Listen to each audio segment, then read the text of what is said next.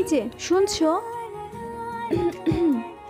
হুম, তোমাকেই বলছি, আমাদের চ্যানেলটি সাবস্ক্রাইব করে দাও না প্লিজ।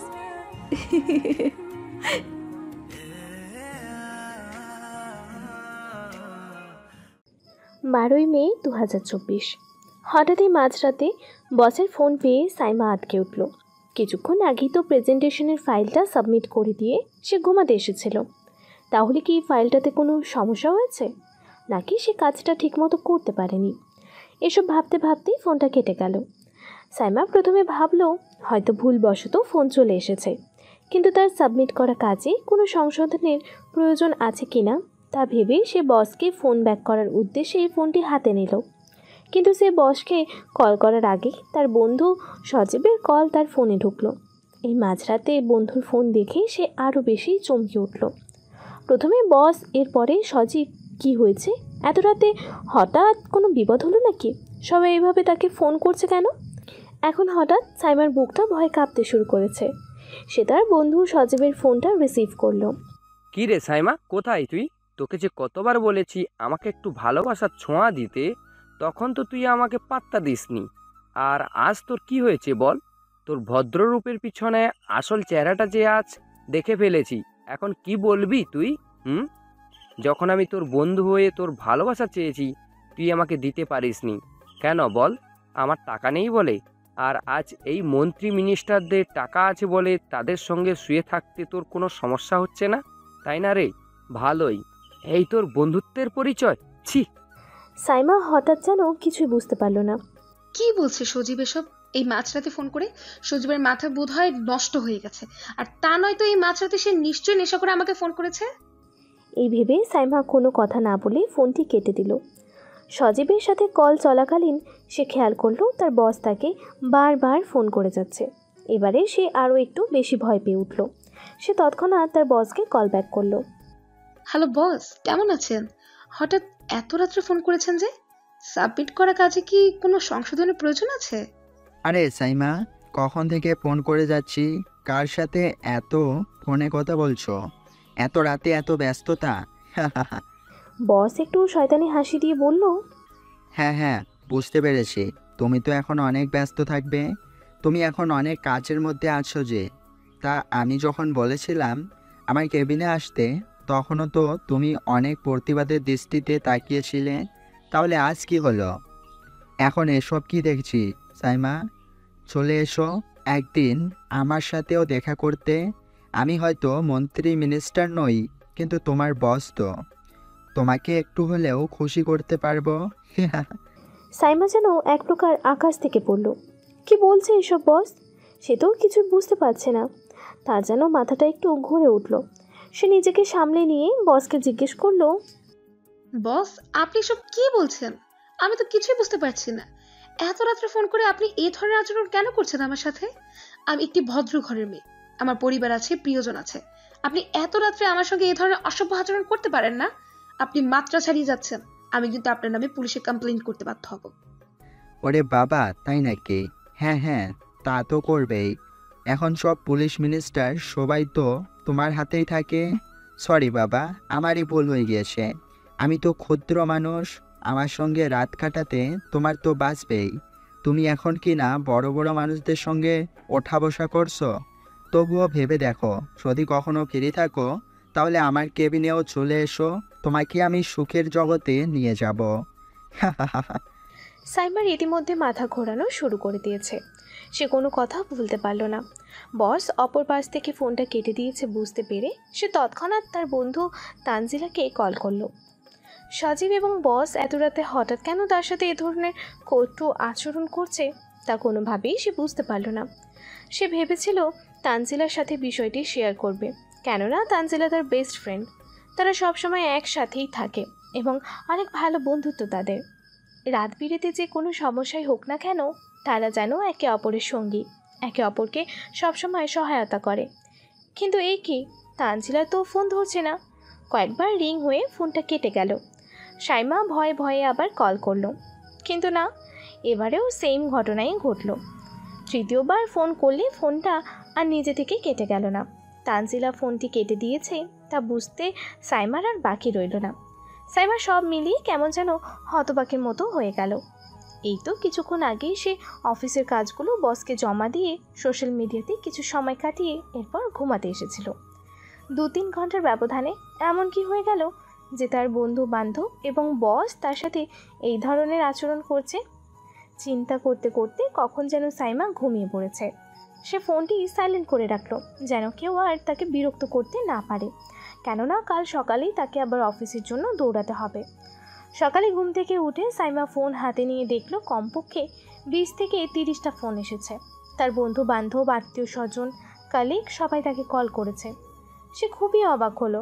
পাশের রুম থেকে তার বোন নেহা এসে বলল, আরে আপু, তুমি এখনও ঘুম থেকে ওঠোনি? তোমার অফিসের অনেক দেরি হয়ে যাবে তো, আজকে খালা আসবে না, তাই নিজে একটু ব্রেকফাস্ট বানিয়ে নিও। আমি ক্লাসের উদ্দেশ্যে রওনা হচ্ছি। সাবধানে অফিসে যাও আপু, আবার রাত্রে দেখা হবে। ও হ্যাঁ, good morning, have a nice day. এই তো উঠছি। বলেই সে বিছানা থেকে উঠে ফ্রেশ হতে চলে গেল। নেহা তার একমাত্র ছোট বোন। অনেক ছোটবেলায় বাবা মা দুজনেই চলে যাওয়াতে নেহা তার কাছেই বড় হয়েছে। নানা বাড়ি দাদা বাড়ির কেউই তাদের পাশে সেভাবে থাকেনি। সাইমা অনেক কষ্ট করে নিজ বড় হয়েছে, তবে তার ইচ্ছা তার বোন নেহা অনেক বড় কম্পিউটার ইঞ্জিনিয়ার হোক, কেননা তার নিজেরও খুবই কম্পিউটার ইঞ্জিনিয়ার হওয়ার ইচ্ছা ছিল। কিন্তু পারিপার্শ্বিক অবস্থার কারণে তার সে স্বপ্ন পূরণ হয়নি। নেহা তার আপুকে তার নিজের থেকেও বেশি ভালোবাসে। সে ছোটবেলায় ডাক্তার হওয়ার স্বপ্ন দেখত, কিন্তু সে তার আপুকে এত ভালোবাসে যে তার আপুর স্বপ্ন পূরণের জন্য সে সব কিছু করতে রাজি, কেননা সে জানে আপুর কারণেই আজকে সে বেঁচে আছে। তা নয়তো নানু বাড়ি দাদা বাড়ির লোকজন তাকে হয়তো চিলের মতো ছিঁড়ে খেত। সে নিজেও আপুর স্বপ্ন পূরণ করার জন্য দিন রাত কম্পিউটারের মধ্যেই পড়ে থাকে। সে একটি বেসরকারি বিশ্ববিদ্যালয় থেকে কম্পিউটার সায়েন্স অ্যান্ড ইঞ্জিনিয়ারিং বিষয়ে পড়াশোনা করছে 3য় বর্ষে। পাশাপাশি কিছু ফ্রিল্যান্সিং পার্ট টাইম কাজও করে। আপুর কাছ থেকেই নিজের হাত খরচের টাকাটা তাকে নিতে হয় না বললেই চলে। তবে সংসারের বাদবাকি সকল খরচ সাইমাকেই চালাতে হয়, তাই সে প্রাণপণ অফিসে খাটে যেন তার এবং নেহার জীবনে কোনো অসুবিধা না হয়। সাইমা ফ্রেশ হয়ে এসে রান্নাঘরে চলে গেল। সে খেয়াল করলো ইতিমধ্যেই 8:30 বেজে গিয়েছে। তাকে 9টার মধ্যে অফিসে পৌঁছাতে হবে। সে একটা ব্রেড খেতে খেতেই রওনা হলো। ভাবলো অফিসের ক্যান্টিনে গিয়ে খেয়ে নেবে। বাসা থেকে বের হওয়ার সময় সাইমা খেয়াল করলো ওপরের তলার ছেলেটাও সিঁড়ি দিয়ে নিচে নামছিল। ছেলেটার নাম বিজয়। ছেলেটা খুব ভালো, ওদের 2 বোনকে অনেক সাপোর্ট করে ছেলেটা। অথচ তার সাথে কিন্তু সাইমাদের কোনো রক্তের সম্পর্ক নেই। আপন আত্মীয় স্বজনরাও কখনো সাপোর্ট করে না, অথচ এই অচেনা ছেলেটি তাদের পাশে সব সময় থাকে। এই কথাগুলো ভাবতে ভাবতে সাইমার বাসার দরজা লক করে বের হয়ে গেল। বিজয় এসে সাইমাকে সালাম দিল। আসসালামু আলাইকুম আপু, গুড মর্নিং। আজকে তো লেট হলো যে? এই তো ভাই, আর বলো না, আজকে ঘুম থেকে উঠতেই এত লেট হয়ে গেল। তাড়াহুড়ো করে বের হচ্ছে আর কি। আহা আপু, কি বলো, কিছু খেয়েছো? এই তো ব্রেড চিবোতে চিবোতে যাচ্ছি। আরে আপু চলো, তোমার তো অফিসের আর মাত্র 20 মিনিট সময় আছে, আমি তোমাকে নামিয়ে দিচ্ছি। না না না ভাই, তুমি একদম চিন্তা করো না, আমি চলে যেতে পারবো, কোনো অসুবিধা নেই। বাই ডাকছো আবার পরের মতো দূরে সরিয়ে দিচ্ছ? তোমার ছোটো ভাই থাকলে কি তোমাকে এগিয়ে দিত না? আর কথা বলে সময় নষ্ট করো না। চলো চলো, তাড়াতাড়ি নিচে চলো, আসো, আমি গাড়িটা বের করছি। বিজয়ের বাবা একজন রিটায়ার্ড আর্মি অফিসার আর মা একজন সরকারি চাকরিজীবী। বাবা মায়ের অঢেল সম্পত্তি আছে বলা চলে, কিন্তু তবুও বিজয় স্বাবলম্বী হয়ে থাকতেই বেশি পছন্দ করে। সে একটি টেক অফিসে কম্পিউটার ইঞ্জিনিয়ার হিসেবে কাজ করে। এছাড়াও শোনা যায় যে টুকটাক ফ্রিল্যান্সিংয়েরও কাজ করে। নিজে টাকা জমিয়ে সে পছন্দসই একটা বাইক কিনেছে। আপাতত সাইমা সেই বাইকেই বিজয়ের পেছনে বসে অফিসের উদ্দেশ্যে রওনা হলো। লিফট দিয়ে নামার সময় সাইমা যখন তার ফোন চেক করছিল তখন সে খেয়াল করলো তার ফোনে আরও নতুন কিছু কল এসেছে। গতকাল রাত থেকে যে কী হচ্ছে সে কিছুই বুঝতে পারছে না। এদিক ওদিক ভাবতে ভাবতে সাইমার অফিস চলে এসেছে। সাইমা বাইক থেকে নেমেই তার বন্ধু তানজিলাকে আরও একবার কল করলো। তানজিলা কখনোই এমন করেনি, সে 3বার ফোন রিসিভ করলো না, আবার তাকে কল ব্যাকও করলো না। কি হয়েছে তানজিলার? সে কি কোনো কারণে সাইমার সাথে কথা বলতে চাচ্ছে না? অপর পাশ থেকে তানজিলা ফোনটি রিসিভ করেই বলে উঠল, কি চাই? আমাকে কল করেছিস কেন? এটা কি ধরনের কথা বলছিস হ্যাঁ তানজিলা? আমার কি এখন তোকে কল করার জন্য কোনো উদ্দেশ্য প্রয়োজন আছে? আমাদের মধ্যে কি সেই সম্পর্ক বল? তোর মতো মেয়ের সাথে আমার আর কোনো সম্পর্কই নেই। কি আবল তাবল বলছিস সব? তোর কি হয়েছে বলতো? কাল রাতে এতবার ফোন দিলাম, ইমার্জেন্সি, ধরলি না, কল ব্যাক করলি না, আবার এখন কল করেছি তাও এ ধরনের আচরণ করছিস। তোর কি মাথা ঠিক আছে? আমি সাইমা, সাইমা কথা বলছি। তুই আমার সাথে এমন করছিস কেন তানজিলা? কি হয়েছে আমাকে একটু খুলে বলবি প্লিজ? ন্যাকা ষষ্ঠী, যেন কিছুই বুঝতে পারছো না তুমি, তাই না? তোমার মতো খারাপ দুশ্চরিত্র মেয়ের সাথে যোগাযোগ রাখা আমার জন্য উচিত না। প্লিজ, আমি অনুরোধ করছি, আমাকে আর কল দিবি না। যদি তুই আর একবারও আমাকে কল করিস তাহলে আমি হ্যারাসমেন্টের কেস করে দেব তোর নামে। সাইমা হঠাৎ তানজিলার এমন আচরণ দেখে খুবই আশ্চর্য হয়েছিল, কিন্তু যেহেতু তারা বেস্ট ফ্রেন্ড তাই সাইমা ভাবলো নিশ্চয়ই তানজিলা তার সঙ্গে কোনো প্র্যাঙ্ক করছে। কিছুক্ষণ পরেই হয়তো ফোন দিয়ে বলবে, প্র্যাঙ্ক করেছি আমি, বন্ধু তুই কিছু মনে করিস না প্লিজ। এসব ভেবে একটু মুচকি হাসি দিয়ে সাইমা দেখলো বিজয় তখনও বাইক নিয়ে দাঁড়িয়ে আছে। ছেলেটিকেই যে বাই বলা হয়নি তা তার মাথা থেকে বের হয়ে গিয়েছিল। সে তাড়াহুড়ো করে ফোনটি তার ব্যাগে রেখে বিজয়ের দিকে এগিয়ে গেল। সাইমাকে তার দিকে আসতে দেখে বিজয় বলল, আপু সাবধানে যাও, আবার দেখা হবে তাহলে। আর হ্যাঁ, কে নিও অবশ্যই। অনেক থ্যাঙ্কস ভাই, তুমি যে কি উপকার করলে। তুমিও সাবধানে যেও। বিজয়কে বিদায় দিয়ে সাইমা অফিসে ঢুকলো। লিফটে উঠে সে খেয়াল করলো তার কলিগরা তার সাথে খুব একটা কথা বলছে না, কেমন একটা এড়িয়ে চলছে। বিদ্রূপ দৃষ্টিতে তাকাচ্ছে কয়েকজন খালিক। সে একটু অবাক এবং অস্বস্তি ফিল করছিল, কিন্তু কাউকে পাত্তা না দিয়ে নিজের কাজ করতে ডেস্কে বসে পড়ল। কাজ করতে করতে লাঞ্চের সময় হয়ে গেছিল। তবে আজকে খুবই অদ্ভুত লাগছিল সাইমার, কেমন যেন মনে হচ্ছিল সবাই তার অপরিচিত। লাঞ্চের কিছুক্ষণ আগে এসে পিয়ন তাকে জানালো বস তার কেবিনে তাকে ডেকেছে। সে তার কাজগুলো গুছিয়ে রেখে বসের কেবিনের উদ্দেশ্যে রওনা হলো এবং খেয়াল করলো সে বসের কেবিনের দিকে যাওয়ার সময় পেছন থেকে কয়েকজন কালিক তাকে নিয়ে ফিসফিস করে কী সব যেন বলছিল। বস, আসবো? আরে সাইমা যে, আসো আসো, পারমিশন নেওয়ার কোনো প্রয়োজন নেই। ধন্যবাদ বস, পিয়ন জানালো আপনি আমাকে দেখা করতে বলেছেন। আরে বসো বসো, দেখা তো করতে বলেছিলাম কালকে রাতেও, তুমি তো আমার কথা জবাব দিলে না। আমি ভাবলাম অনেক ব্যস্ত আছো বুঝি, তাই ফোনটা রেখে দিলাম। আজকে সকালে এসেছো বেশ দেরিতে, তাই আর কথা বলতে পারিনি। ভাবলাম লাঞ্চের সময় তোমার সাথে একান্তই একটু সময় কাটাবো। আগে বলো তো কী খাবে লাঞ্চে? থ্যাংক ইউ বস, তবে আমি এখানে খাবো না, ক্যান্টিনে খেয়ে নিব। আপনি টেনশন করবেন না, আপনি প্লিজ নিজের লাঞ্চটা করে নিন, আর এরপরে কোনো প্রয়োজন হলে আমাকে ডেকে পাঠাবেন। আরে প্রয়োজন তো তোমার সাথেই, তোমাকে ছাড়া তো আমার আর চলছে না। এত দূরে দাঁড়িয়ে আছো কেন? আমার পাশের চেয়ারে এসে বসো। সাইমার কেমন একটু অস্বস্তি হচ্ছিল, তবুও সে গিয়ে বসের পাশে দাঁড়ালো। হঠাৎ বস তার হাত ধরে টান দিল। সে কী করবে বুঝতে পারল না। অস্ফুট একটা বলে থমকে দাঁড়িয়ে গেল। তোমাকে তো কালকে রাতেই বললাম আমি হয়তো পুলিশ মন্ত্রী মিনিস্টারদের মতো তোমাকে টাকা দিতে পারবো না, তবে শরীরের সুখ তোমাকে দিতে পারবো ভরপুর। তোমাদের ম্যাডাম, সে তো আমাকে ছেড়ে থাকতেই পারে না, তাকে তো আমি অনেক খুশি করে রাখি। আর তোমাকে অনেক খুশি করে রাখবো সাইমা, তুমি একদম ভেবো না। হ্যাঁ, টাকা হয়তো খুব বেশি তোমার মনের মতো দিতে পারবো না, তবে তোমাকে আমি প্রমোশন দিতে পারবো নিশ্চয়। এসো এসো, এবার আমার কাছে আসো। দেখি এত লজ্জা পাচ্ছ কেন, সেটাই তো বুঝতে পারছি না। সাইমা একটা চিৎকার করে উঠল। ছাড়ুন, আমার হাত ছাড়ুন। এসব কি ধরনের কথা বলছেন আপনি? আমি কালকে রাত্রে আপনাকে সতর্ক করেছি যে আপনি যদি আপনার মাত্রা ছাড়িয়ে যান তাহলে আমি পুলিশে জানাতে বাধ্য হব। আর আপনি আজ যা করলেন তা একদম সীমা অতিক্রম করে ফেলেছেন। আপনি আমার গুরুজনের মতো, আপনি আমার সাথে এ ধরনের আচরণ কিভাবে করতে পারেন? আপনার মতো নিচু মন মানসিকতার লোক আমি আর পৃথিবীতে একটাও দেখিনি। আজকে আমি আপনার চাকরি ছেড়ে দিচ্ছি। প্রয়োজন নেই আপনার প্রমোশন, প্রয়োজন নেই আপনার চাকরি। সাইমা এক নিঃশ্বাসে কথাগুলো বলে হাঁপাতে হাঁপাতে বাইরে চলে যাচ্ছিল। এমন সময় তার বস দৌড়ে এসে তার চুলের মুঠি টেনে ধরল। সাইমা জোরে চিৎকার করে উঠল। বস তখন তাকে অসভ্য গালাগালি দিয়ে অকথ্য ভাষায় কিছু কথা বলল। চুলের টানে সাইমার এতই মাথায় ব্যথা লাগছিল যেন সে বসের কথাগুলো শুনতেই পাচ্ছে না। হঠাৎ বসের একটা কথায় সাইমার মাথায় যেন আকাশ পাতাল ভেঙে পড়ল। অসভ্য মেয়ে মানুষ, মন্ত্রী মিনিস্টারদের সাথে শুয়ে থাকতে তোর অসুবিধা হয় না তাই না?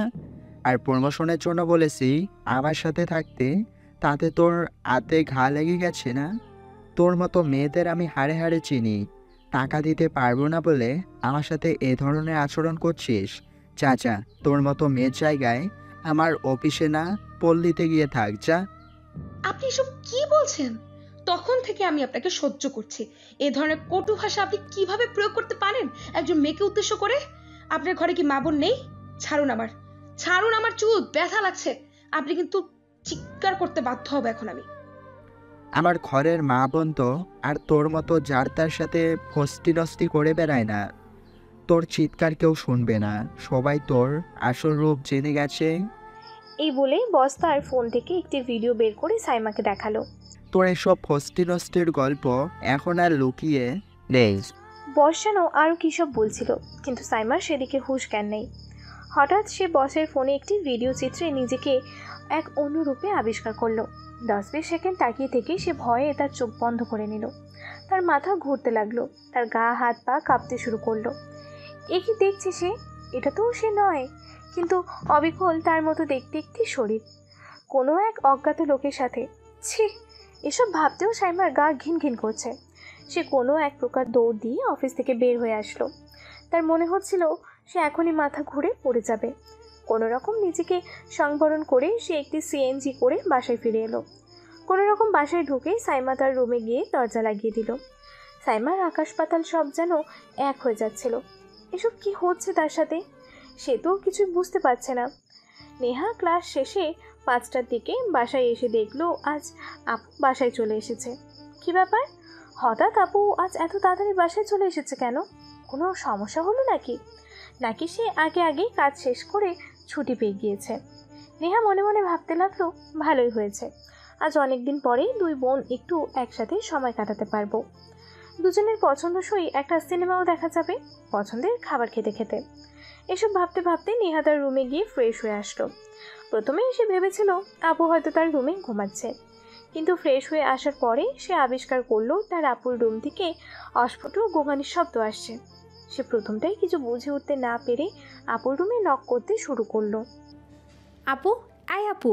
কী রে আপু, তুই কি ঘুমাচ্ছিস? সাইমার কোনো সাড়া নেই, তবে নেহা যেন বুঝতে পারলো গোঙানির শব্দটা আরও বেড়েছে। এবার নেহার একটু ভয় করতে লাগলো। সে অনেক জোরে জোরে দরজায় নক করতে শুরু করলো। আয় আপু। কী রে আপু, তোর কি হয়েছে? কান্না করছিস কেন? অফিসে কোনো অসুবিধা হয়েছে নাকি? রাস্তায় কি কেউ কিছু বলেছে? আয় আপু, দরজা খোল। আপু, আপু, আয় আপু, প্লিজ দরজা খোল। আপু। কোনোভাবেই সাইমা দরজা খুলল না দেখে নেহা এবার সত্যিই ভয় পেয়ে গেল। ইতিমধ্যেই তার কাছে বিজয়ের ফোন এসেছে। বিজয় কোথা থেকে এই খবর পেয়ে সাইমাকে অনেকবার ফোন করেছে, কিন্তু সাইমা ফোন না ধরায় সে নেহাকে ফোন করেছে। প্রথমটায় সে নেহাকে কোনো কিছু বলবে কিনা এই নিয়ে দ্বিধাদ্বন্দ্বে ছিল, কিন্তু সাইমার পাশে একমাত্র নেহা এবং সে নিজে আছে, আর কেউ নেই।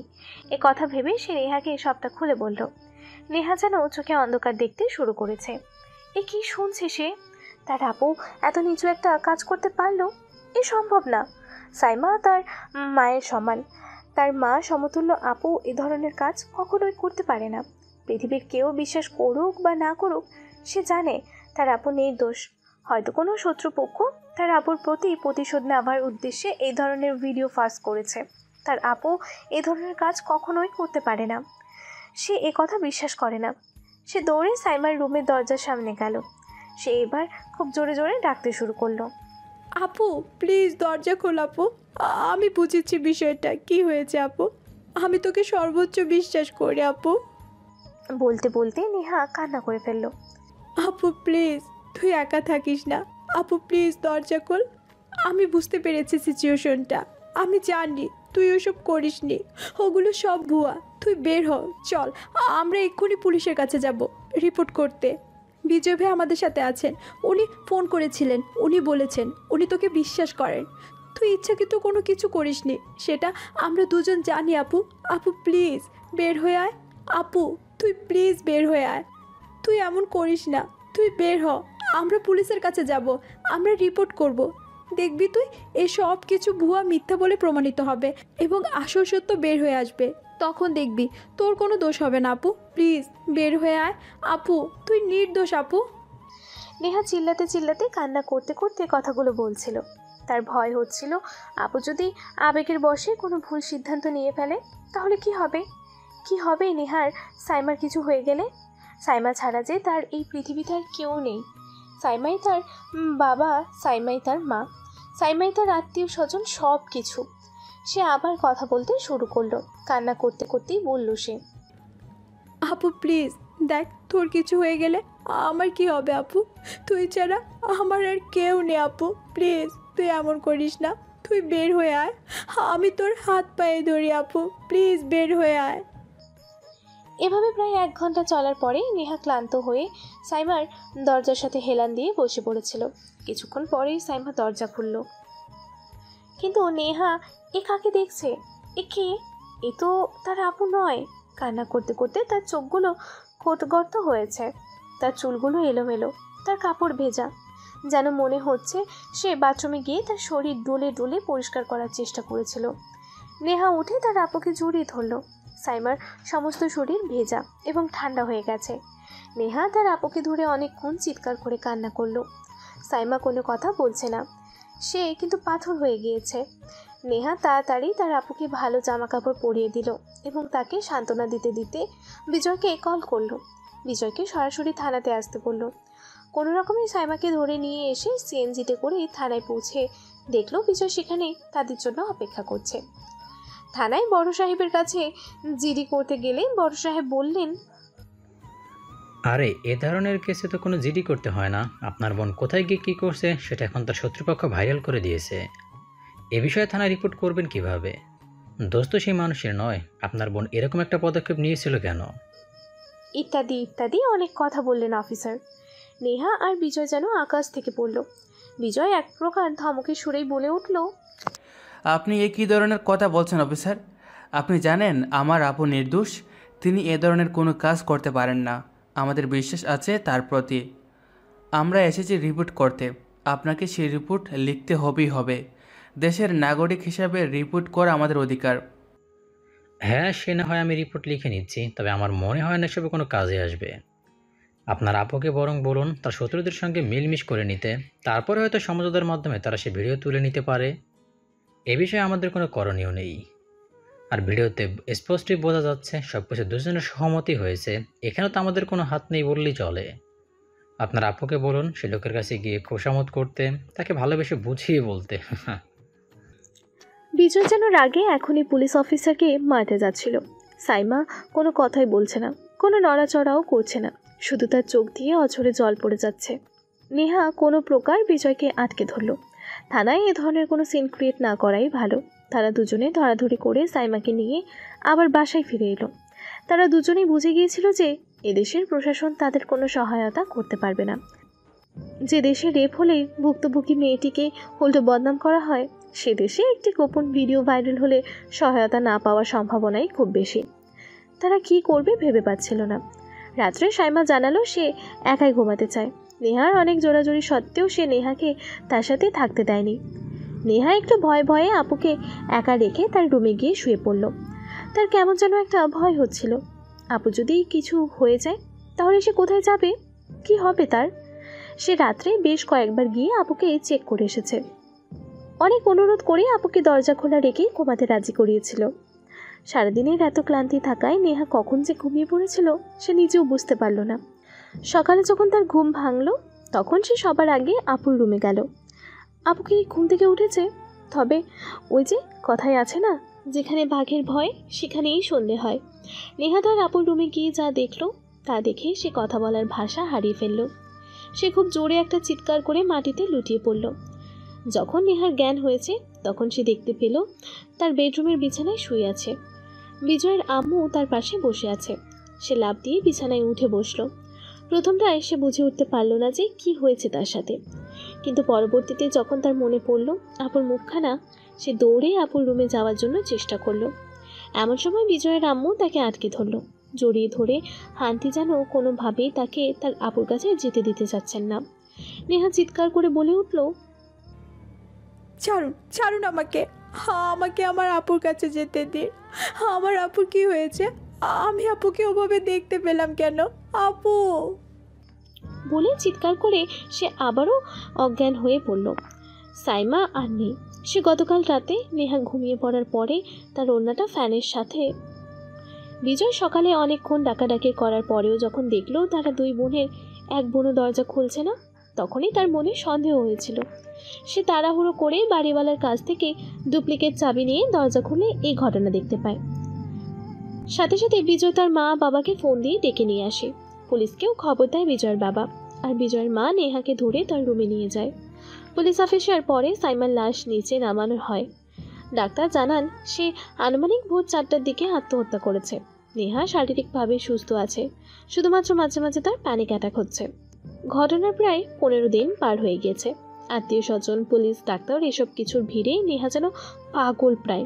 তবে এই পুরোটা সময় বিজয় তার পাশে ছিল।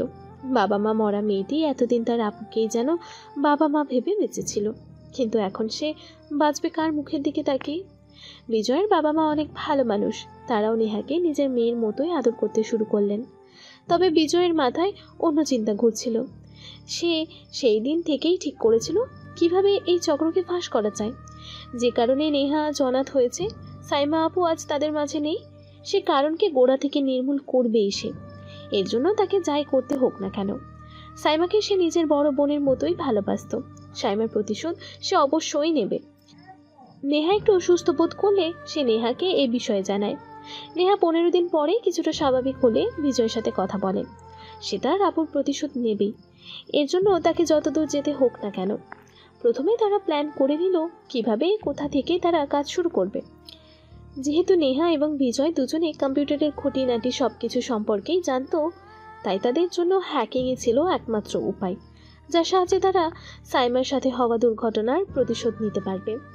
নেহা বাসায় বসেই কম্পিউটারের বিভিন্ন প্রোগ্রামিংয়ের মাধ্যমে এই সকল ওয়েবসাইটগুলো খুঁজতে শুরু করে, যেখানে এই ধরনের গোপন ভিডিওগুলো ভাইরাল করা হয়। আর বিজয় কাজ করে বাহিরে গিয়ে বিজয় সেই সকল চক্রগুলোকে খুঁজে বের করে যারা এই ধরনের ভিডিওগুলো জনগণের মাঝে ছড়িয়ে দেয়, বিশেষ করে ইয়াং ছেলেদের মাঝে। সে এক এক করে প্রতিটি চক্রের ছেলেদের সাথে মিশতে শুরু করে এবং তাদের এই ভিডিওগুলোর সোর্স জানতে শুরু করে। কেননা শুধু সাইমাই নয়, এরকম হাজারো সাইমা আছে যারা আজ এই চক্রের ভিকটিম। হাজারো সাইমা লোকচক্ষু থেকে নিজেকে বাঁচাতে নিজেদের প্রাণ নিয়ে নেয় এই ধরনের ভিডিও ফাঁসের চক্করে। তাই শুধু সাইমার ভিডিওতেই নিশ্চিহ্ন করাই নয়, বরং এই চক্রগুলোকে গোড়া থেকে নির্মূল করাই ছিল নেহা এবং বিজয়ের মূল উদ্দেশ্য।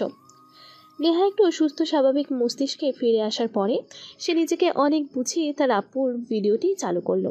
এই ভিডিওটির দিকে সে কোনোভাবেই তাকাতে পারছিল না, কিন্তু তাকে তো ভিডিওটি দেখতেই হবে, তা না হলে সে এই ভিডিওর পেছনে থাকা কাহিনীটা কখনোই বের করতে পারবে না এবং এই ভিডিওর চক্রকে কোনোভাবেই নির্মূল করতে পারবে না। যতবারই সে সাহস করে তাকাতে যাচ্ছিল, ততবারই তার বুকটা ধুকভুক করে উঠছিল এবং তার আপুর মুখটা তার চোখের সামনে ভেসে উঠছিল। সে নিজেকে অনেক বুঝিয়ে তার আপুর মুখটা স্মরণ করে ভিডিওর দিকে তাকালো, কেননা তার আপুর জন্য হলেও তাকে এই ভিডিওটি দেখতে হবে এবং তাকে চিরকালের জন্য নিশ্চিহ্ন করে দিতে হবে। ভিডিওটি সে খুব সাহস করে অন করলো এবং দেখতে শুরু করলো। ভিডিওটি দেখার যোগ্য ছিল না, তবে সে সাহস নিয়ে ভিডিওটি দেখতে থাকলো। ভিডিওটিতে সে একটি অদ্ভুত বিষয় খেয়াল করলো। সে তার মাতৃ সমতুল্য আপুকে তার জন্ম থেকে দেখে এসেছে। তার আপুর একটি বিশেষ ব্যাপার এই ভিডিওতে অনুপস্থিত ছিল। প্রথমটাই সে ভেবেছিল এই ভিডিওটি তার আপুর, হয়তো আপুর এই ভিডিওটি কেউ শত্রুতা করে ইন্টারনেটে ছেড়ে দিয়েছে। এটিতে আপুর কোনো দোষ নেই, সে এই বিষয়ে নিশ্চিন্ত ছিল। কিন্তু আজকে সাহস করে ভিডিওটি দেখতে গিয়ে সে খেয়াল করলো না, সে পুরোপুরি ভুল ছিল। ভিডিওটিতে যে মেয়েটিকে দেখা যাচ্ছে সেটি তার আপু হতেই পারে না। তার আপুর ডান কাঁধে একটি জন্ম দাগ আছে, ঠিক যেমন একটি দাগ আছে তার নিজের কাঁধেও। সাইমা সব সময় নেহাকে বলতো তার নিজের একটি অংশ থেকে নেহার জন্ম হয়েছে, তারা একে অপরের থেকে অবিচ্ছেদ্য, ঠিক সে কারণেই নাকি তাদের একই জায়গায় একই রকম দেখতে একটি জন্মদাগ আছে। কিন্তু নেহা একই দেখছে, ভিডিওটিতে যে মেয়েটি আছে তার কাঁধে তো কোনো দাগ দেখা যাচ্ছে না। এ কী করে সম্ভব? তার আপুর দাগ তো সে সেদিনও দেখেছিল, তখন আপু সম্পূর্ণ পানিতে ভিজে গিয়েছিল এবং সে আপুর পোশাক বদলে দিয়েছিল। তখনও তো আপুর কাঁধে সে দাগটি স্পষ্ট ছিল, কিন্তু এই ভিডিওতে এই মেয়েটির তো সেই দাগ কোনোভাবেই দেখা যাচ্ছে না। নেহা কয়েকবার এদিক ওদিক ঘুরিয়ে ভিডিও অন অফ করে লক্ষ্য করলো, না, কোথাও মেয়েটির কাঁধে সেই দাগ নেই। সঙ্গে সঙ্গে সে নিশ্চিন্ত হলো সাইমা কেন এত বেশি ভয় পেয়েছিল। আসল সত্যটা হলো ভিডিওর মেয়েটি আসলে সাইমা নয়। নেহা তার আপুকে অনেক বেশি ভালোবাসত। সে ভেবেছিল তার আপু একটি ভুল করে ফেলেছে এবং সেই ভুলের কারণেই আপু এত বেশি ভয় পেয়েছে। হয়তো তার সঙ্গে শত্রুতা করে কেউ তার গোপন ভিডিও ফাঁস করে দিয়েছে, এজন্য আপু আত্মহত্যা করেছে। কিন্তু না, নেহা সম্পূর্ণ ভুল ছিল। ভিডিওটিতে যে মেয়েটিকে দেখা যাচ্ছে সেটি সাইমা নয়, তবে অবিকল দেখতে তাকে সাইমার মতোই লাগছে। খুব ভালো করে লক্ষ্য না করলে হয়তো নেহা নিজেও বুঝতে পারতো না যে এটি তার আপু নয়। হঠাৎ নেহা ফুপিয়ে কেঁদে উঠল। সে বুঝতে পারল যে তার আপু ঠিক কতটা কষ্ট পেয়ে আত্মহত্যার পথ বেছে নিয়েছে। যে কাজটি সে কখনোই করেনি, সে কাজের দোষ আজ তার ঘাড়ে চাপিয়ে দিয়েছিল এই সমাজ। এমনকি নেহা নিজেও বুঝতে পারেনি তার আপুর আসল সত্য ঘটনাটা। তার খুব রাগ এবং কষ্ট হচ্ছিল আপুর জন্য। আপু কেন এ বিষয়ে প্রতিবাদ করলো না? এখন তো এইসব কিছুই এডিট করা যায়। কেন আপু এই জিনিসটা বুঝতে পারলো না? কেন আপু যুদ্ধ করলো না নিজের জন্য? তবে থেমে থাকলে চলবে না, তার আপুর জন্য যুদ্ধ করতে হবে তাকে, যেন তার আপুর মতো আর কোনো মেয়ের প্রাণ অকালে না চলে যায়। বিনা দোষে যেন কোনো মেয়ে তার শাস্তি না পায়। নেহার কাছে যখন বিষয়টি স্পষ্ট হয়ে গিয়েছিল যে এই ভিডিওটি সম্পূর্ণ ফেক, ডিজিটাল কোনো সফটওয়্যার ব্যবহার করে একটি ভিডিওর মেয়েটির চেহারার বদলে সাইমার চেহারা যুক্ত করা হয়েছে, নেহা তৎক্ষণাৎ বিজয়কে ফোন করলো। সে বিজয়কে সবটা খুলে বলল। বিজয় নিজেও অনেকটা হতবাক হলো, কেননা সে নিজেও এমন কিছু হবে তা ভাবেনি। সেও নেহার মতো ভেবেছিল সাইমা আপু ভুল করেছে এবং সেই জন্যই এত বেশি ভয় পেয়েছে, যার পরিণতি হলো আত্মহত্যা। কিন্তু আপু যে বিনা দোষে এত কষ্ট পেয়েছিল তা ভাবতে যেন নেহার মতো বিজয়ের বুকটাও কেঁপে উঠল। বিজয় ঠিক করলো যেভাবেই হোক না কেন এর প্রতিশোধ নেবেই নেবে। নেহা এবং বিজয় কথা স্পষ্ট বুঝে গিয়েছিল যে AI টেকনোলজি ইউজ করে এই ভিডিওটি তৈরি করা হয়েছে। তারা একটি প্ল্যান করলো এবং সেই প্ল্যান মোতাবেক তারা কাজ শুরু করলো। বিজয় বিভিন্ন চক্রের ছেলেদের সাথে মিশে এই ভিডিওগুলোর সোর্স সম্পর্কে খোঁজ বের করতে শুরু করে। আর নেহা বাড়িতে বসে থেকে সে চক্রগুলোকে কিভাবে নষ্ট করা যায় তা ঘাটাঘাটি করতে থাকে। যেহেতু তারা দুজনেই কম্পিউটার সম্পর্কে বিজ্ঞ, তাই তাদের জন্য হ্যাকিং করা খুব একটা কষ্টকর ছিল না। তারা বেছে বেছে সেই সকল ওয়েবসাইটগুলো বের করতে শুরু করে যেখানে সাইমার ভিডিওগুলো ভাইরাল করা হয়েছিল, এবং সেই ওয়েবসাইটগুলো হ্যাক করার মাধ্যমেই নেহা সেই ভিডিওগুলো রিমুভ করে দিতে শুরু করে। দিন শেষে খোঁজখবর নেওয়া হলে বিজয় এসে নেহার সাথে কাজে হাত লাগায়। তারা দুজনেই যেহেতু কম্পিউটার ইঞ্জিনিয়ার, কম্পিউটারের নারী নক্ষত্র তাদের জানা, তাই তারা হ্যাকিং পদ্ধতি অবলম্বন করে। হ্যাকিংয়ের মাধ্যমে তারা সেই সকল ওয়েবসাইটগুলোতে যায় এবং ভিডিওগুলো ডিলিট করতে শুরু করে। তারা দুজনে যেন খাওয়া নাওয়া ছেড়ে এই উদ্দেশ্যেই বসে থাকে দিনের পর দিন কম্পিউটারের সামনে, যেন তারা সকল সোর্স থেকে ভিডিওগুলো ডিলিট করে দিতে সক্ষম হয়। তবে ভিডিওগুলো রিমুভ করার সময় নেহা এবং বিজয় দুজনেই খেয়াল করে এই ওয়েবসাইটগুলোতে অধিকাংশ ভিডিওগুলোতেই মানুষগুলোকে কেমন একটা অবাস্তবিক মনে হচ্ছে।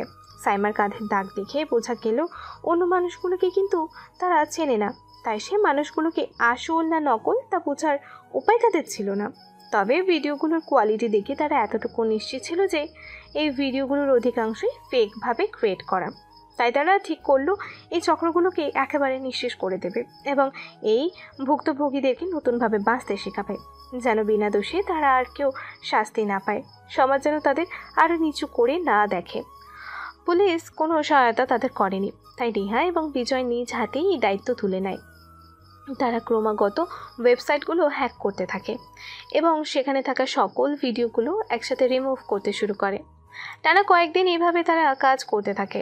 তবে তারা অবাক হয় এই দেখে যে তারা যতই ভিডিও ডিলিট করতে থাকে না কেন, আরও নতুন নতুন ভিডিও আপলোড হতেই থাকে। বিজয়ের খোঁজ খবর নেওয়া সোর্সগুলো যতই ডিস্ট্রয় করা হোক না কেন, আবার পুনরায় সেই ভিডিওগুলো রিস্টোর হতে শুরু করে। তারা কোনোভাবে ওয়েবসাইটগুলো হ্যাক করা সত্ত্বেও ভিডিওগুলো পুরোপুরি ডিস্ট্রয় করতে সক্ষম হচ্ছিল না। কোনো না কোনোভাবে কিছু সময়ের মধ্যেই ভিডিওগুলো পুনরায় রিস্টোর হয়ে যাচ্ছিল। বিষয়টি সত্যি তাদেরকে অনেক ভাবালো। তারা অনেক বড় বড় কম্পিউটার ইঞ্জিনিয়ারের সাথে কথা বলল। নেহা তার বিশ্ববিদ্যালয়ের টিচারদের সঙ্গেও যোগাযোগ করলো, কিন্তু কোনোভাবেই তারা এই রিস্টোর হওয়ার পদ্ধতি সম্পর্কে কোনো খোঁজ খবর পেল না। এবার তাদের একটু ভয় হতে শুরু করলো, কি হবে যদি এই ভিডিওগুলো অবিনশ্বর হয়, কখনোই যদি এই ভিডিওগুলো ডিস্ট্রয় করা না যায়। তাহলেই অকালে ঝরে পড়বে আরও কতগুলো প্রাণ, আরও কতগুলো মানুষ বিনা দোষে শাস্তি পাবে দিনের পর দিন। সমাজ তাদের দুচ্ছাই করবে প্রতিনিয়ত। এ কি কোনোভাবে মেনে নেওয়া যায়? না, মেনে নেওয়া যায় না। তারা তাদের প্ল্যানে এবার একটু পরিবর্তন আনলো। এবার বিজয় একটি বিশেষ চক্রের নেতার সাথে কথা বলতে চায়। কীভাবে এই ভিডিওগুলো ডিস্ট্রয় করে দেওয়ার পরেও রিস্টোর করা যাচ্ছে এ ব্যাপারে তাকে অবশ্যই খোঁজ নিতে হবে। বিজয় তার নাম বদলে মুন্না নাম ধারণ করে সে নেতার সাথে কথা বলতে চায়, যেন তাকে দেখে কোনো প্রকার সন্দেহ না হয়। মুন্না নামধারী বিজয় নেতাকে বলে, আরে বস, কেমন আছেন? কতদিন খোঁজখবর নাই, ভালো আছেন নি? কাজকামের খবর কি? আরে মুন্না ভাই দেহি, কেমন আছেন ভাইজান? কাজের কথা আর কি কমো, ভালোই যাইতেছে। তবে ভাই বুঝছেন, মালের সোর্স আরও বাড়ানো লাগবো। এই একই সোর্স বারবার কাজে লাগানো আর সম্ভব হইতেছে না। আরও মাল লাগবো ভাই, মাল। আর এসব কি কয়, এসআই না ফেসাই এসব নিয়ে এক্সপার্ট যারা, এইরকম মাল আরও বেশি দরকার। এর কারণেই তো কাজ আগায় ভাই। দেখেন না এই কয়েক মাসের মধ্যেই কত ভালো উন্নতি হইতাছে কাজের। তা ভাই আপনার কি খবর? কাজকর্ম কেমন চলে? আপনার তো কাজের কোনো খবর পাই না। কোন গ্রুপের হয়ে কাজ করেন এটাও তো কোনোদিন কর না। আরে বস, আর বলিয়েন না। আগে যে গ্রুপে কাজ করতাম সে গ্রুপ থেকে বাইর হয়ে আসছি, আর ভালো লাগে না কাজ করতে। ওনারা ন্যায্য মূল্য দেয় না, এত কষ্ট করে এত কাজ করে, তারপর ওনারা বলে কোনো দাম নেই। ভাবছি নিচে একটা গ্রুপ কইলা বইসা কাজ করবো ভাই। নিজেই বস, নিজেই রাজা, নিজের রাজত্ব। অন্যের হয়ে আর কত খাটবো ভাই, কোন দেখি? আমি তো ভাবছি আপনারও নেমো আমার দলে। কে ভাই, আইবেন না? কিন্তু এই ভিডিওগুলো সব কেমনে ধারণ করে রাখা লাগবো এইটা তো মাথায় ঢুকতেছে না ভাই। এই ব্যাপারে যদি কিছু খোঁজখবর পাইতাম তাহলে খুব উপকার হইতো। আরে ভাই কি কর, এটা তো খুব ভালো কথা। আমিও মাঝে মাঝে ভাবি নিজেই একটা বিজনেস কইরা বসমো, কিন্তু আবার মনে হয় না, এত টেকনোলজি তো বুঝি না। মাল জোগাড় করার কাজ খালি আমাগো। আপনি যদি বিজনেস খুলেন তাইলে আমারে জানায়েন, যদি ভালো লাগে তাইলে জয়েন করবো ভাই, কোনো অসুবিধা নাই, নো টেনশন। আর এইসব কম্পিউটারের কাজ তো আমাগো না ভাই। তা ভাই আপনি যে বিজনেস করতে চান, কম্পিউটারের কাজ জানেননি? বস, এটা তো খুব একটা জানি না, তবে ভাবতেছি এই কাজ করানোর লাইগা একটা মানুষ হায়ার করবো। আপনার কাছে কি এমন কাজ করে এরকম লোকের কোনো খোঁজ আছে নি? বিশেষ করে যারা ভিডিওগুলোরে অমর করে বাছাই রাখতে পারবো। এই ধরেন কথার কথা, যদি কোনো ওয়েবসাইট ক্র্যাশ হয় তখন তো ভিডিওগুলারে বাছাই রাখা লাগবো, তাই না বস? তখন যদি আমার টেকনিশিয়ান ভিডিও বাছাই রাখতে না পারে, ভিডিও যদি ডিস্ট্রয় হয়ে যায়, তাহলে তো এত কষ্ট সব পানিতে যাইব। বড্ড চিন্তার বিষয় বস। আরে না রে ভাই, কি যে কন, এখন দুনিয়া কত উন্নতি হয়েছে জানেন না? একবার যদি কোনো ভিডিও বানানো যায়, সেইটা কি আর সহজে ডিস্ট্রয় হয় ভাই? সেইটারে এমনভাবে আপলোড দেওয়া হয় যে কেউ আর কোনো দিন সেইটা নষ্ট করতেই পারে না। আর লোকের কথা বললে জানি তো, ওই যে ওই পাহাড় জসিম মিয়া আছে, সে যে তো এই কাজ করে শুনেছিলাম। এরপর ফিসফিস করে বলল, আমাদের গ্রুপের হয়ে যে করে তার নাম বাইরে কইতে পারুম না ভাই।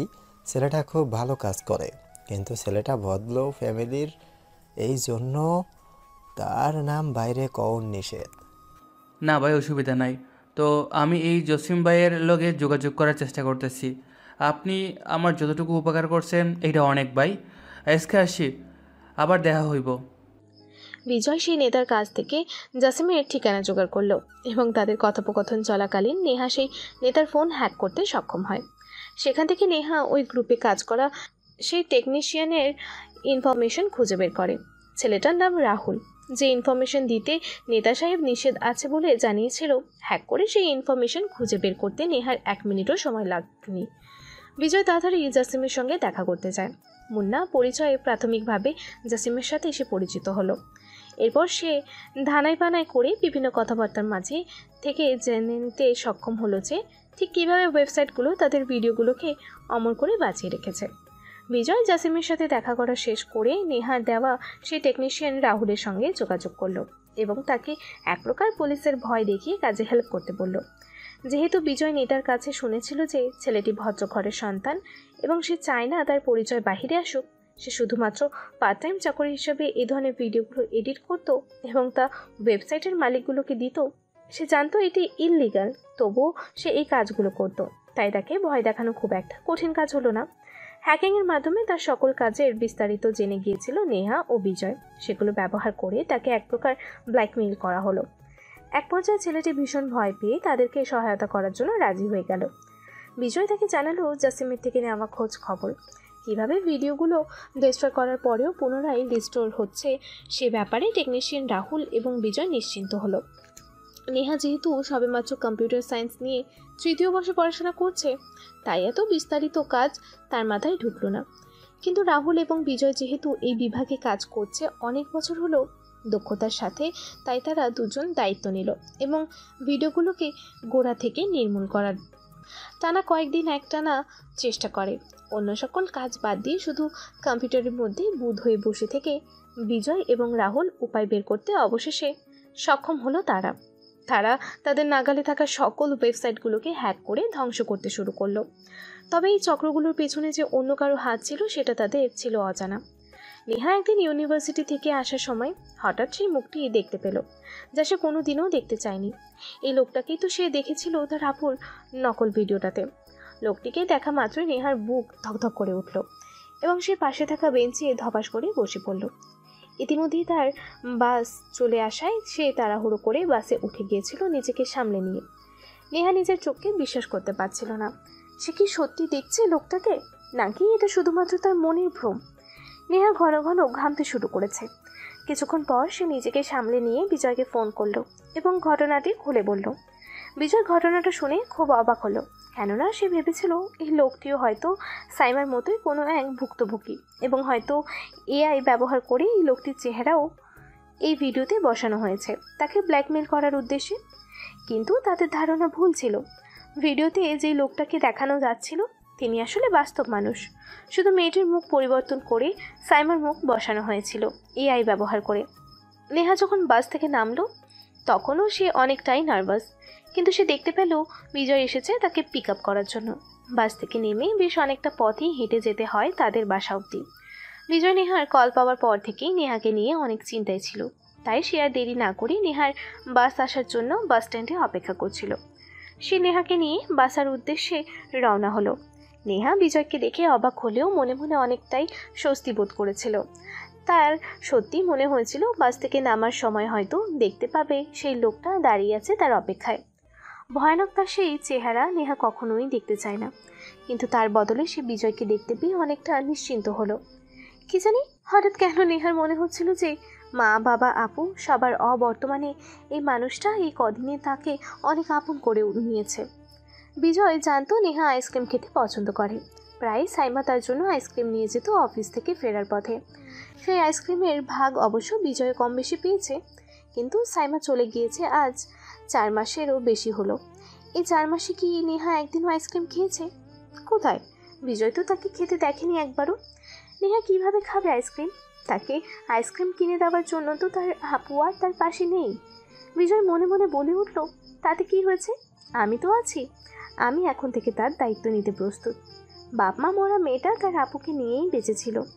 আজ যখন তার আপু নেই এই সমাজে প্ররোচনায়, তখন বিজয়ের মনে হলো সেই একমাত্র আছে নেহার পাশে। এসব কথা ভাবতে ভাবতে হঠাৎ তারা একটি সুপার শপের সামনে এসে পৌঁছালো।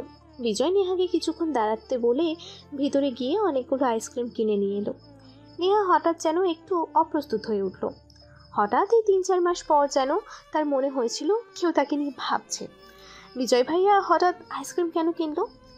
এসব ভাবতে ভাবতেই বিজয় তার কাছে এসে দাঁড়ালো।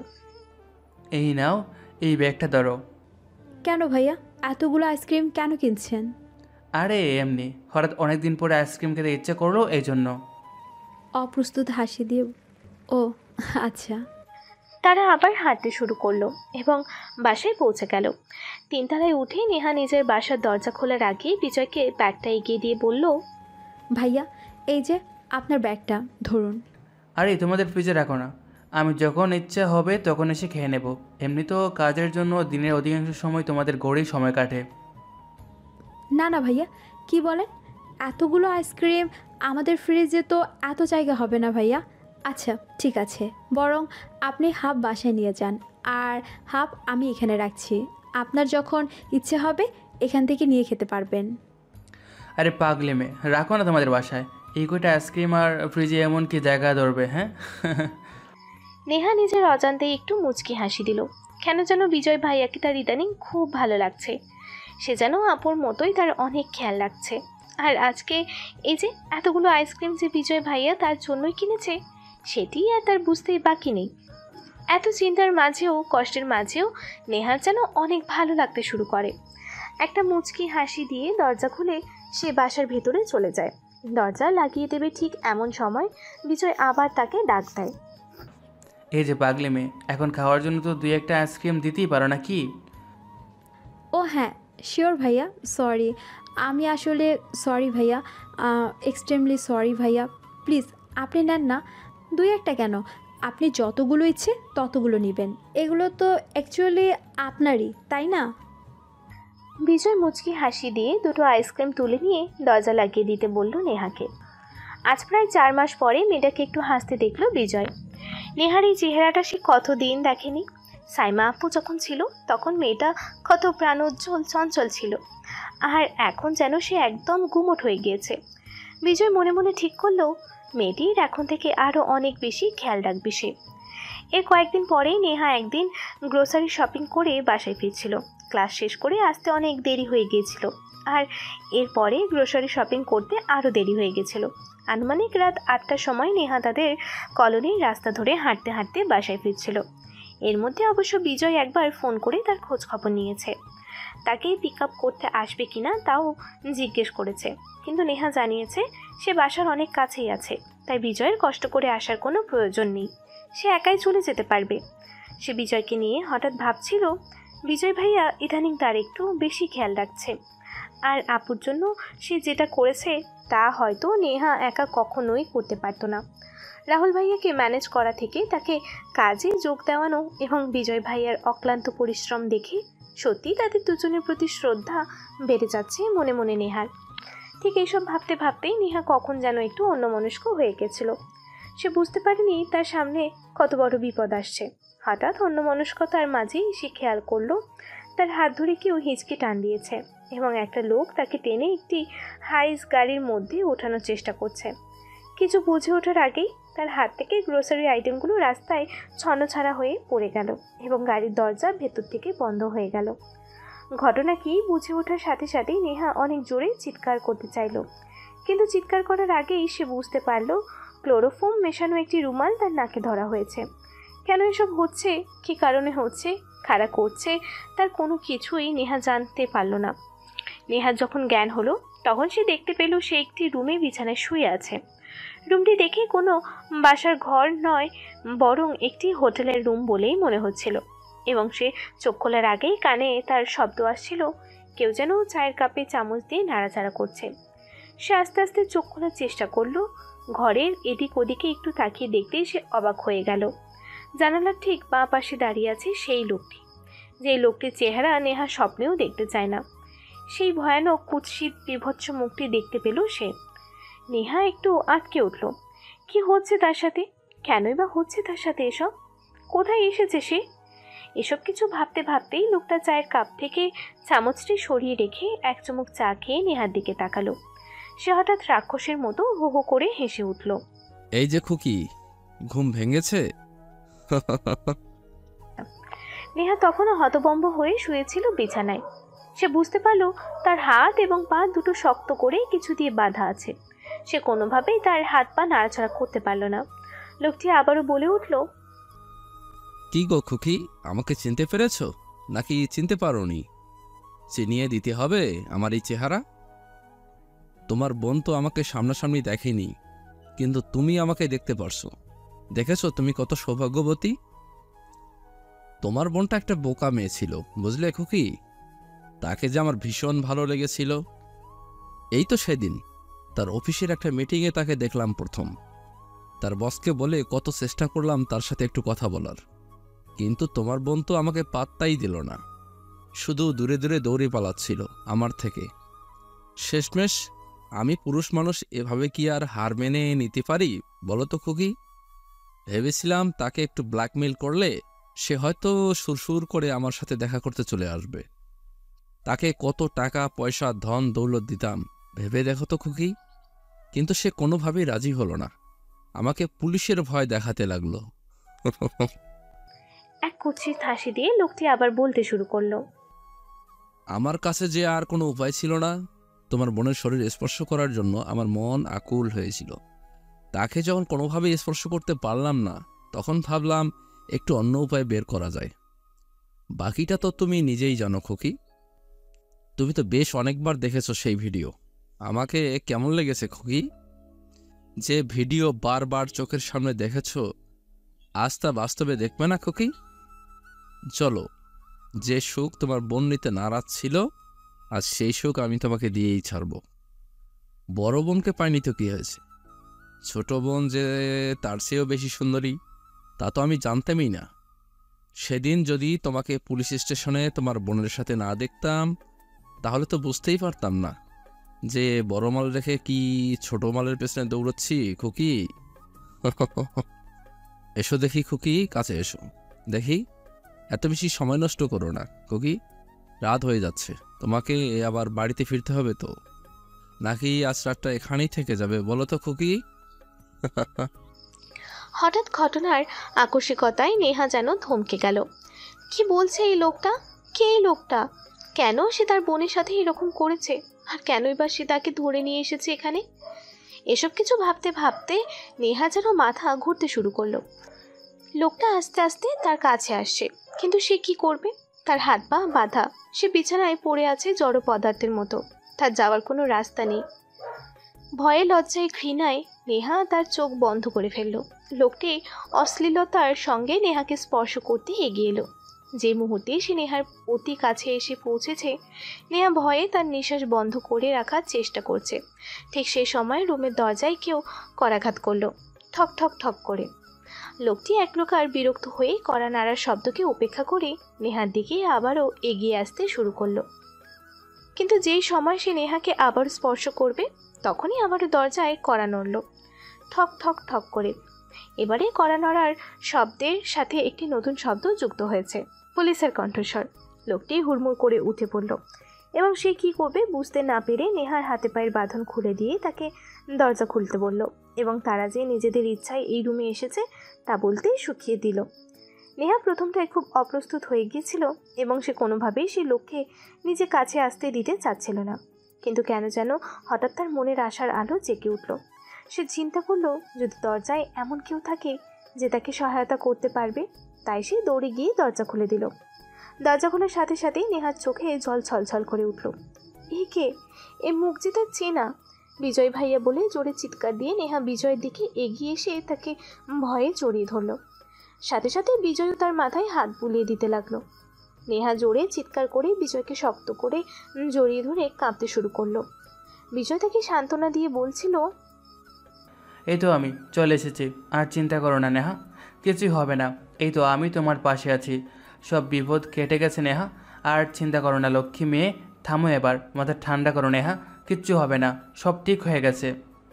ইতিমধ্যে বিজয়ের সাথে আসা পুলিশের বড় অফিসার রুমের ভেতরে গিয়ে সেই লোকটিকে আটক করেছে। দুজন কনস্টেবল ও রাহুল লোকটিকে জোর করে আটকে রেখেছে এবং পুলিশের ভ্যানের দিকে নিয়ে যাচ্ছিল। এমন সময় লোকটি চিৎকার করে বিজয়কে এবং নেহাকে গালাগালি দিতে শুরু করে।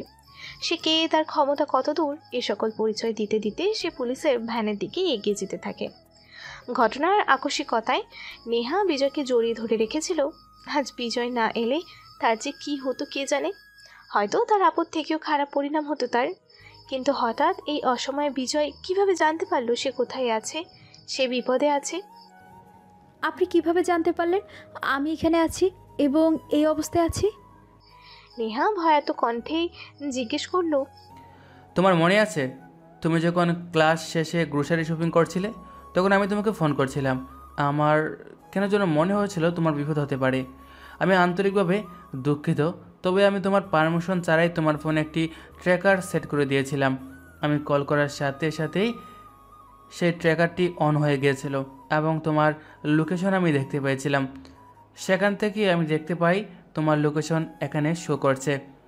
আমার তখনই খুব সন্দেহ হয়। আমি দৌড়ে বাসা থেকে বের হয়ে রাস্তায় এসে দেখি তোমার গ্রোসারিগুলো রাস্তায় এলোমেলোভাবে ছড়িয়ে ছিটিয়ে আছে।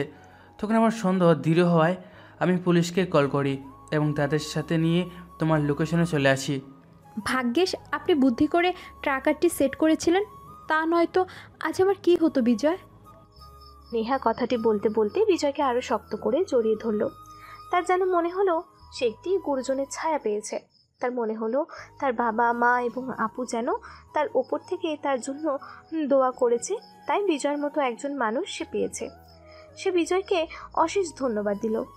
এই ঘটনার কিছুদিন পরে পুলিশ তদন্ত করে সেই লোকটির থেকে সকল ইনফরমেশন বের করে এবং তাদের সকল ওয়েবসাইটগুলোকে একেবারে গোড়া থেকে নির্মূল করতে সক্ষম হয়। যেই অফিসার সাইমা, নেহা এবং বিজয়কে অপমান করেছিল, সেই অফিসার এসে নেহা এবং বিজয়ের কাছে ক্ষমা চায় তার এহেন আচরণের জন্য এবং সাইমার চলে যাওয়া নিয়ে আফসোস প্রকাশ করেন। তিনি জানেন যে এই ধরনের গাফিলতি পুলিশ আর করবে না। তারা এখন থেকে এই ধরনের কেসগুলোকে আরও বেশি গুরুত্ব সহকারে দেখবে এবং চেষ্টা করবে এই ধরনের ইললিগাল ওয়েবসাইটগুলো যেন এআই ব্যবহার করে অথবা মানুষের গোপনীয় ভিডিও ফাঁস করে দিয়ে মানুষকে অপমান অপদস্থ করতে না পারে বিনা দোষে কোনো প্রকার শাস্তি যেন আর পেতে না হয়, সে ব্যাপারেও নিশ্চয়তা দেন পুলিশ অফিসার। নির্দিষ্ট সময়ে ওই লোকটি এবং তার সম্পূর্ণ চক্রের লোকজনদের কোর্টে উপস্থাপন করা হয় এবং বিচারের মাধ্যমে উপযুক্ত শাস্তি প্রদান করা হয় এবং যে সকল মানুষকে বিনা দোষে শাস্তি দেওয়া হয়েছিল তাদের সকলকে সমাজে নতুন করে বাঁচতে শেখায়। নেহা, বিজয় এবং রাহুল হ্যাকিংয়ের মাধ্যমে এই চক্রটিকে ধরিয়ে দেওয়ায় পুলিশ তাদেরকে অসংখ্য ধন্যবাদ জানায়। নেহা এবং বিজয় সাইমার পক্ষ থেকে প্রতিশোধ নিতে পেরে অনেকটাই স্বস্তি বোধ করে এবং নেহা বিজয়ের প্রতি অনেক বেশি কৃতজ্ঞতা প্রকাশ করে এই সম্পূর্ণ সময়ে তার পাশে থাকার জন্য। আপু চলে যাওয়ার পর থেকে আপনি যেভাবে আমার পাশে ছিলেন তার জন্য আমি সত্যি কৃতজ্ঞ। আপনি না থাকলে যে আমার কি হতো, আমি যে কিভাবে এই দুষ্ট চক্রের হাত থেকে রক্ষা পেতাম এবং কিভাবে বা আপুর হয়ে প্রতিশোধ নিতাম তা আমার জানা ছিল না। আপনার প্রতি অসংখ্য কৃতজ্ঞতা বিজয়। আমি সব সময় তোমাদের দুজনের পাশে থাকার চেষ্টা করছি, সব সময় থেকে যাব। আপু আমাদের মাঝে থাকুক আর না থাকুক, তিনি আমাদের মনের মাঝে সব সময় থাকবেন আর ওনার জন্য আমি সব কিছু করতে রাজি ছিলাম। আর তোমার খেয়াল রাখা তো আমার দায়িত্ব। আপুর অবর্তমানে আমি তোমার পাশে সব সময় থাকবো, এটা নিয়ে তুমি একদম চিন্তা করো না। এবারে একটু স্বাভাবিক জীবনযাপনের চেষ্টা করো। তুমি যদি ভালো থাকো তাহলে দেখবে উপর থেকে আপু সেটা দেখে আপুও অনেক ভালো থাকবে এবং তোমাকে দেখে উনি অনেক খুশি থাকবে। তাই কখনোই নিজের মন খারাপ করো না, তাহলে আপু অনেক কষ্ট পাবে। আপনি আমার পাশে থাকলে, এভাবে সাপোর্ট করলে ইনশাল্লাহ আমি অনেক ভালো থাকবো। আমরা যেভাবে নিজেদের কম্পিউটার সায়েন্সের জ্ঞানকে কাজে লাগিয়ে সাইমা আপুর সাথে হওয়া ঘটনার প্রতিশোধ নিতে পেরেছি, সবাই কিন্তু সেটা পারে না নেহা। সবার এই ধরনের সুযোগ সুবিধাও থাকে না। আল্লাহর অশেষ কৃপা আমরা সবাইকে সহায়তা করতে পেরেছি এই দুষ্টু চক্রকে প্রশাসনের হাতে তুলে দিয়ে। হ্যাকিং যে সবসময় খারাপের প্রতি হবে তা কিন্তু নয়। হ্যাকিংয়ের মাধ্যমে অনেক ভালো কাজও করা সম্ভব। যদি ডিজিটাল প্ল্যাটফর্মগুলোকেও ভালোভাবে কাজে লাগানো যায় তাহলে অনেক অসম্ভব কাজগুলোকে সহজভাবে করা সম্ভব হয়ে ওঠে। সাইমা আপুর মতোই আজকের সমাজেও অনেক মেয়েরাই ভুক্তভোগী। এ ধরনের অনাকাঙ্ক্ষিত ঘটনা এড়িয়ে চলতে সবাই সতর্ক থাকা উচিত, একে অপরের পাশে থাকা উচিত, অসময়ে ভেঙে না পড়ে বুদ্ধির সাথে কাজ করা উচিত। তাহলে এই অবস্থা ট্র্যাকেল করা সম্ভব হবে। অকারণে না বুঝে না জেনে একজন অন্যজনের ওপরে গাড়ে দোষ চাপিয়ে না দিয়ে পাশে থাকতে হবে, ঠিক যেভাবে আমরা ছিলাম আছি থাকবো। সব কিছু ঠিকঠাক হয়ে গেলেও নেহা যেন শারীরিক মানসিকভাবে সুস্থ হয়ে উঠতেই পারছিল না। এতদিন প্রতিশোধের ঘোরেই হয়তো সে আপুর মৃত্যু থেকে দূরে দূরে থাকতে পেরেছিল, কিন্তু সব কিছু মিটমাট হয়ে যাওয়ার পরে যখন সে এই বাসায় একা থাকতে শুরু করে তখন থেকেই শুরু হয় তার আসল যুদ্ধ। সে ঠিকমতো ক্লাসে যেতে পারতো না, খাওয়া দাওয়া, ঘুম, দৈনন্দিন জীবনের সকল কাজকর্ম কিছুই তার ঠিকমতো হচ্ছে না। সাইমার চলে যাওয়াটা যেন সে তার জন্য এক বিশাল বড় ধাক্কা। তার জীবন যেন থমকে গেছে। বিজয়ের বাবা মা এবং বিজয় নেহার অনেক খেয়াল রাখলেও যতক্ষণ সময় নেহা একা থাকতো তখন সে খুবই ভেঙে পড়ত। অধিকাংশ সময় তার প্যানিক অ্যাটাক হতো। আপুকে ছাড়া তাকে থাকতে হবে এ কথা সে কোনোভাবেই যেন মেনে নিতে পারছিল না। বিজয় তাকে অনেক সাপোর্ট করেছিল, তাকে প্রতিনিয়ত বোঝাতে লাগলো যে জীবন এখানেই থেমে থাকবে না, তাকে এগিয়ে যেতে হবে, তাকে আবার স্বাভাবিক জীবনযাপন শুরু করতে হবে, তার আপুর স্বপ্ন পূরণ করতে হবে। সাইমা স্বপ্ন দেখত নেহা একজন সফল কম্পিউটার ইঞ্জিনিয়ার হবে, আর তার সেই স্বপ্নকে নেহার অবশ্যই পূরণ করতে হবে। এই কথা বলে বিজয় তাকে সব সময় মোটিভেট করত। নেহা যেন সব কিছু বুঝেও বুঝতো না, আপুর প্রতি তার ভালোবাসার কাছে যেন সব কিছুই ছিল সাদা কালো। একদিন ক্লাস থেকে ফেরার পরে বাসায় ঢোকার সাথে সাথেই নেহার প্যানিক অ্যাটাক হয়। বিজয়ের মা এবং বিজয় অফিসে থাকলেও বিজয়ের বাবা যেহেতু রিটায়ার্ড অফিসার, তিনি বাসাতেই ছিলেন। নেহা অজ্ঞান হয়ে পড়েছিল তাদের মেইন দরজার পাশেই। পাশের ফ্ল্যাটের একজন মহিলা তাকে দেখতে পায় সেই অবস্থায়। তাড়াতাড়ি তিনি বাসায় ঢুকে নেহাকে মাথায় পানি ঢেলে সুস্থ করার চেষ্টা করেন। নেহার বারবার জ্ঞান ফিরছিল এবং আপু আপু চিৎকার করে বারবারই অজ্ঞান হয়ে যাচ্ছিল। বিজয়ের বাবা খবর পেয়ে তাড়াতাড়ি নেহার বাসায় আসেন এবং নেহার অবস্থা খুব একটা ভালো না দেখে তিনি নেহাকে নিয়ে হসপিটালে যান। বিজয় খবর পেয়ে সরাসরি অফিস থেকে হসপিটালে চলে যায়। কিছু মেডিকেল টেস্ট করার পরে ডক্টর জানায় যে নেহার প্রেশার ফল করেছিল। বাসায় একা থাকতে থাকতে তার আপুর কথা সবসময় চিন্তা করে, যার কারণেই তার এই ধরনের প্যানিক অ্যাটাক করছে।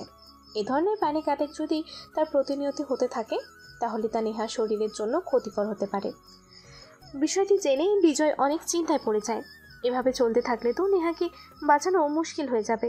এতদিন হসপিটালে থাকার পরে নেহাকে সুস্থ করে বাসায় নিয়ে আসে বিজয় ও তার বাবা মা।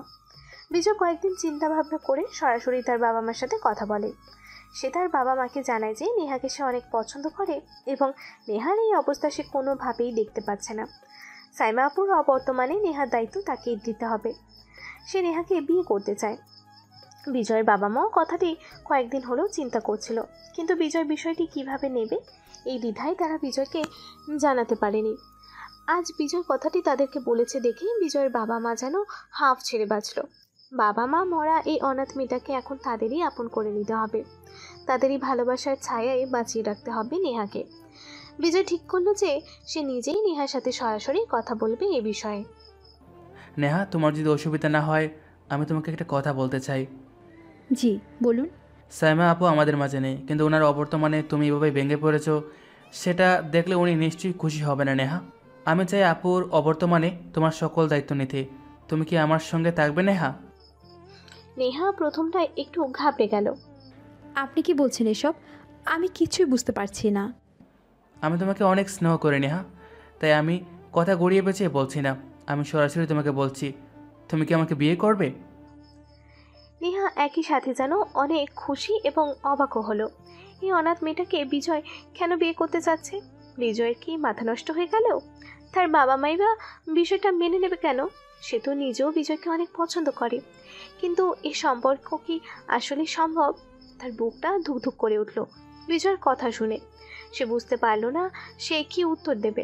সে শুধু মাথা নিচু করে দাঁড়িয়ে থাকলো। দেখো, তোমার যদি আমাকে পছন্দ না হয় বা আমার সঙ্গে জীবন কাটাতে কোনো অসুবিধা থাকে তাহলে তুমি আমাকে সরাসরি না করে দিতে পারো নেহা। আমি অবশ্যই তোমার ইচ্ছার বিরুদ্ধে কোনো সিদ্ধান্ত নেব না। না না, আপনি এভাবে বলছেন কেন? আমি একজন অনাথ মেয়ে, আমাকে কেন আপনি বিয়ে করবেন? বা আপনার পরিবারই বা আমাকে কেন মেনে নেবেন? আমি তো কারো দয়ার পাত্রী। নেহা কথা শেষ করতে পারল না। নেহাকে থামিয়ে দিয়ে বিজয় বলে উঠল, নেহা, তুমি ভেবো না, তোমার আজকের এই পরিস্থিতি থেকে আমি তোমাকে আপন করে নিতে চাচ্ছি। আমি অনেক আগে থেকে তোমাকে পছন্দ করি নেহা। তোমার এই কষ্টগুলো আমি আর নিজের চোখে দেখতে পারছি না। আমার বারবার মনে হচ্ছে তোমাকে নিজের কাছে নিয়ে আগলে রাখি, যেন তোমার সকল দুঃখ কষ্টগুলো আমি সমানভাবে ভাগ করে নিতে পারি। আর বাবা মায়ের কথা বলছো, কোনো চিন্তা করো না নেহা, আমি ওনাদের সাথে ইতিমধ্যে কথা বলেছি। ওনারাও তোমাকে অনেক পছন্দ করে এবং ওনারাও আমাদের বিয়ের কথা ভাবছিলেন, আমাদের মতের অপেক্ষা করে আছেন। তবে হ্যাঁ, কোনো জোরাজুরি আমরা করব না, অবশ্যই তোমার মতামতকে আমরা গুরুত্ব দেব। নেহা কেন জানি কোনো উত্তর দিতে পারল না। সে একটা মুচকি হাসি দিয়ে দৌড়ে তার রুমে চলে গেল। সে মনে মনে খুবই লজ্জা পেতে লাগলো। অবশেষে কি তার পছন্দের মানুষের সাথে সারাটা জীবনের জন্য একসাথে থাকা হবে তার? নেহা এসব ভাবতে ভাবতে দেয়ালে টাঙানো তার বাবা মা ও আপুর ছবির সামনে গিয়ে দাঁড়ালো। দু চোখ দিয়ে অঝরে জল ঝরতে থাকলো নেহার। তোমরা আজ পাশে থাকলে কত ভালো লাগতো বলো। আব্বু আম্মু তোমাদের তো কখনো দেখিনি আমি, কিন্তু তোমাদের রূপে আপুকে দেখেছিলাম। আমার এই খুশির দিনে তোমরা কেউ আমার পাশে নেই, এটা ভাবলে আমার বুকটা কেঁপে উঠছে। তোমরা আমার জন্য দোয়া করেছো, এর জন্যই হয়তো আজ বিজয়ের মতো এত ভালো একজন জীবনসঙ্গী পেতে চলেছি আমি। তোমরা আমাদের জন্য দোয়া করো যেন আমরা সব সময় একসাথে থাকতে পারি, ভালো থাকতে পারি। বলেই হাওমা করে কেঁদে উঠল নেহা। বিজয় বুঝতে পারল নেহা লজ্জা পেয়ে তার রুমে চলে গিয়েছে এবং বিয়ের ব্যাপারে তার কোনো দ্বিমত নেই সেটাও তার কাছে স্পষ্ট হয়ে গেল।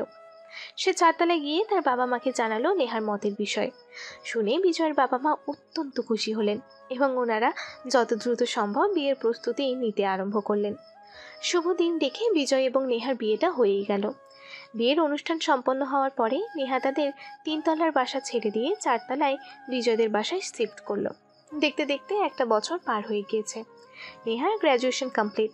এতদিনে সে বিজয় থেকে আরও অনেক কাজ শিখে নিয়েছে কম্পিউটারের।